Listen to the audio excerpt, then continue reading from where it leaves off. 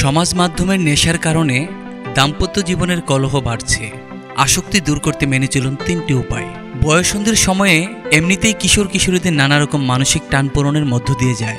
এই সময় জীবন সম্পর্কে নেতিবাচক চিন্তা আসাও অস্বাভাবিক নয়। কোনো কিছু ভালো না লাগা, অল্পতেই মন খারাপ কিংবা হঠাৎ রেগে যাওয়ার মতো প্রবণতা দেখা যায় এই সময়ে। কিন্তু জানেন কি, অতিরিক্ত সমাজ মাধ্যমে ডুবে থাকার প্রবণতা এই ধরনের সমস্যা বাড়িয়ে দিতে পারে বহুগুণ। বাস, ট্রাম, মেট্রোয় কিংবা অফিস কলেজে ইদানিং দেখা যাচ্ছে বেশিরভাগ মানুষেরই দিনের একটি বড় অংশ কাটাচ্ছে সামাজিক যোগাযোগ মাধ্যমে। কখন অন্যকে দেখে, কখন আবার নিজের মুখ দেখিয়ে একই ছবিতে হয়তো বারবার ফিরে যাচ্ছেন।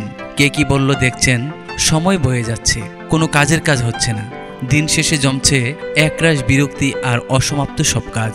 চেনা চেনা ঠেকছে এই অনুভূতি।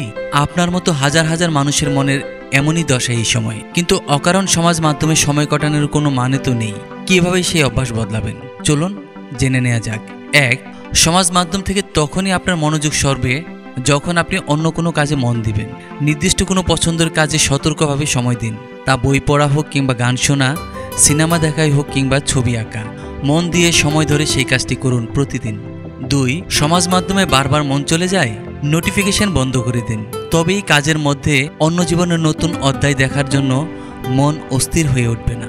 প্রয়োজনে সপ্তাহখানেকের জন্য ফোন থেকে সমস্ত সমাজ মাধ্যমের অ্যাপসগুলো আনইনস্টল করে দিন। প্রথম দিকে একটু অসুবিধা হবে, কিন্তু এই কটা দিন কাটিয়ে উঠতে পারলে সমাজ মাধ্যমের প্রতি আপনার আসক্তি অনেকটাই কমবে। ৩. অনলাইনে বন্ধুদের সঙ্গে ঘন্টার পর ঘন্টা চ্যাট না করে বাস্তবের বন্ধুবান্ধব এবং পরিবারের সদস্যদের সঙ্গে বেশি করে সময় কাটান। অনলাইনের বন্ধুত্ব থেকে বাস্তবের বন্ধুত্ব অনেক বেশি দামি।